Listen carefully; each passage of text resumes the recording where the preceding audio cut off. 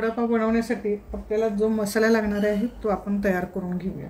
मी इथे 12 मिरच्या घेतलेल्या आहेत। इथे थोडेसे कढीपत्ता, अद्रक अर्धा इंच बारीक तुकडे करून घेतलेले आहेत। 1 चमचा जिरे घालून घेते, 1 चमचा धणे घालून घेते, 1 चमचा बडीशेप घालून घ्यायचे आहे। बडीशेपने छान असा स्वाद येतो वड्याला। इथे अर्धा चमचा ओवा घालून घेतलेला आहे। हे सर्व मिश्रण आपण भरडं वाटून घ्यायचं आहे, फार बारीक अशी पेस्ट करायची नाहीये, दरदरीत वाटून घ्यायचं आहे। गॅसवरती मी पॅन ठेवलेला आहे, आता त्याच्यामध्ये तेल घालून घेऊया आपण। थोडंसं तेल गरम झालेलं आहे, थोडीशी मोहरी घालून घेते, अर्धा चमचा मोहरी आहे, थोडी द्यायची आहे। कढीपत्ता घालून घ्यायचा आहे थोडासा। 1 चमचा मी उडीद डाळ घेतलेली आहे आणि उडीद डाळ छान ओल्या कपड्याने पुसून घेतलेली आहे। आता ही तडक्यामध्ये घालून घ्यायची आहे। थोडं छान डाळ चांगली कलर येईपर्यंत तेलामध्ये छान परतून घ्यायची आहे। छान कलर आलेला आहे। आता यामध्ये वाटण केलेलं हिरवी मिरची, अद्रक, लसूण हे घालून घ्यायचं आहे। 2 कांदे बारीक चिरून घेतलेले आहेत, पण कांद्याने थोडीशी चव छान येते वड्याला। हिंग घालून घेते, अर्धा चमचा हळद घालून घ्यायचं आहे। आता हे सर्व मिश्रण छान मिक्स करून घ्यायचं आहे आणि हे थंड करून घ्यायचं आहे। आता इथे मी बटाटे घेतलेले आहेत, अर्धा किलो बटाटे आहेत, हे उकडून घेतलेले आहेत। उकडून त्याची साल काढलेली आहे आणि पूर्ण थंड केलेले आहे आणि हे आता आपल्याला हाताने असं स्मॅश करून घ्यायचं आहे।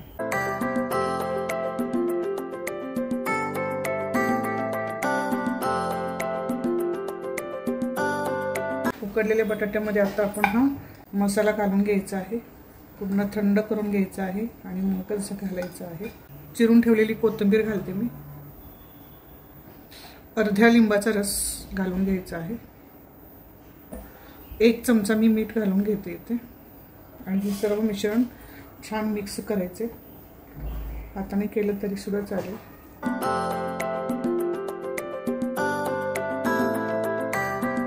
आपल्याला हातात घेऊन एक एक असा गोळा बनवायचा आहे। तुम्हाला जेवढे मोठे वडे करायचे आहेत त्याप्रमाणे तुम्ही वडे करू शकता। असा छान गोळा तयार करायचा आहे वड्याचा आणि थोडंसं दाबायचं मध्ये, असा छान शेप येतो। आता वडा बनवण्यासाठी आपल्याला बॅटर बनवायचं आहे। आता बॅटर बनवण्यासाठी इथे बेसन घेतलेलं आहे, बेसन फ्रेश आहे, एकदम बारीक दळून आणायचे आहे। 1/4 मीठ घ्यायचं आहे, हळद अर्धा चमच्यापेक्षा कमी घ्यायची आहे आणि अर्धा चमचा इथे ओवा घेतलेला आहे। ओवा हातावरती क्रश करून जरा चोळून मगच घालून घ्यायचा आहे। मिरची पावडर घालून घ्यायची आहे, थोडीशी घालून घ्यायची, जास्त नाही। मिक्स करून घ्यायचं आहे, थोडं थोडं पाणी घालून घ्यायचं आहे आणि हे छान मिक्स करून घ्यायचं आहे। अजिबात गुठळ्या राहिल्या नाही पाहिजेत आणि छान स्मूथ, जास्त पातळ नाही आणि जास्त घट्ट नाही असं हे आपल्याला बॅटर पाहिजे आहे। मस्त स्मूथ असं छान आपलं बॅटर तयार आहे। इथे मी गॅसवरती कढई ठेवलेली आहे आणि कढईमध्ये तेल गरम करायला ठेवलेलं आहे। आता आपलं तेल गरम झालंय की नाही ते चेक करायला थोडंसं बेसनचं बॅटर बनवलेलं आहे ते इथे घालून घेते। वा, मस्त पटकन वरती येतं। पहिल्यांदा चुरा बनवून घेते चोपेन, कारण आपल्याला बनवायचं आहे चटणी। तर लाल कलरची चटणी बनवण्यासाठी मी हे आधी बनवून घेते।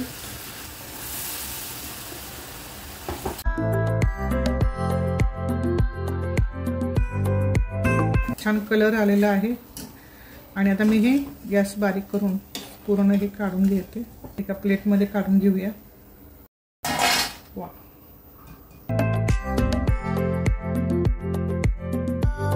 छान कलर आलाय। आता हे सुद्धा मी प्लेटमध्ये काढून घेते।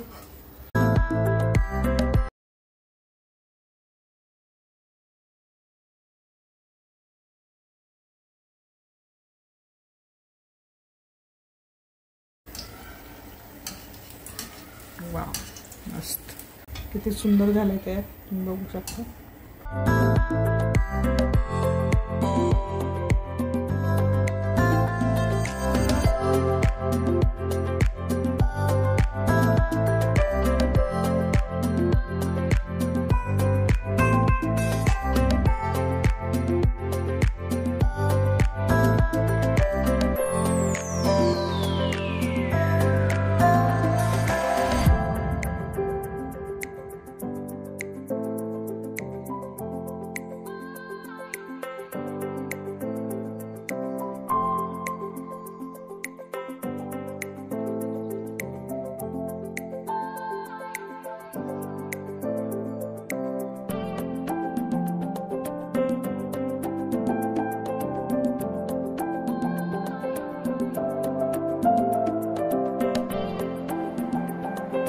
ग्रीन चटणी बनवण्यासाठी इथे मी घेतलेले आहे मिक्सरचं भांडं, 1 चमचा जिरे, 2 छोटे चमचे सुकं खोबरं खिसून घेतलेलं आहे, 1 मूठभर कोथिंबीर घालून घ्यायची आहे, पुदिन्याची पानं पण घ्यायची आहेत आणि ती सुद्धा मिठाच्या पाण्याने स्वच्छ धुवून घेतलेली आहे 2-3 वेळा, 3 हिरवी मिरची घेतलेली आहे आणि थोडंसं अद्रक, चवीनुसार सेंधव मीठ घालून घ्यायचं आहे, अर्धा लिंबू थोडासा पिळून घ्यायचा आहे,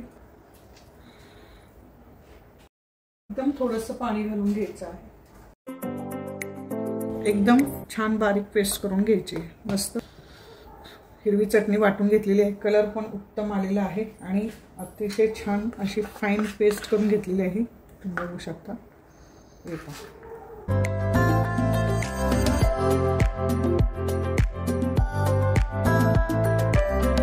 आता मला वडापाव सोबत लाल चटणी बनवायची आहे। तर आता इथे घेतलेलं आहे मिक्सरचं भांडं, वडा तळताना जो चुरा काढलेला आहे तो इथे मी थोडासा घालून घेते,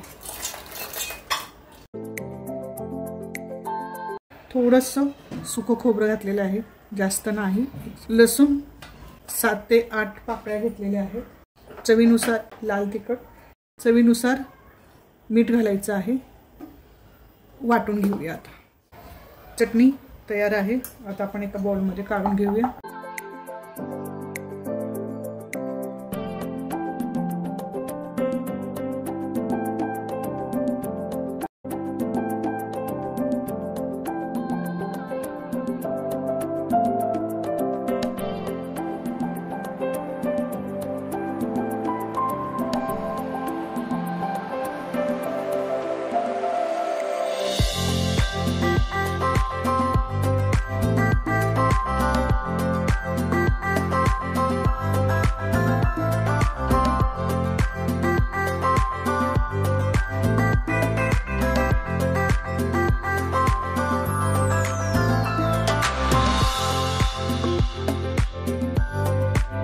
वडापाव, लाल चटणी, हिरवी चटणी आणि तळलेल्या हिरव्या मिरच्या अशी ही रेसिपी माझी तयार झालेली आहे, तुम्ही बघू शकता।